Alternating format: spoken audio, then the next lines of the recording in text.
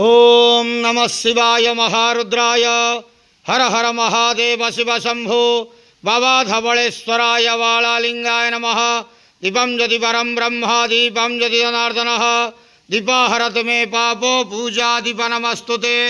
धवलेश्वराय वालालिंगाय नमो नमः। संसार सुखी रखंतु।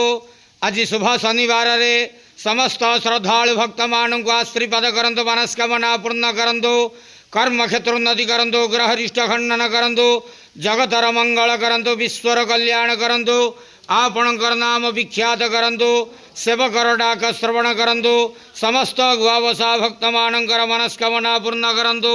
जो जो भक्त माने आपण पाखरे मानसिक रखिछंती तांक मानसिक पूर्ण करंतु। धवलेश्वराय वालालिंगाय नमो नमः। संसार सुखी रखंतु, आनंद गवार। हरि बोलो। आज शुभ शनिवार रे समस्त श्रद्धालु भक्त मानू को आश्रीपद करंतु, आनंद गवार। हरि बोलो। बाबा धवलेश्वराय वालालिंगाय नमो नमः।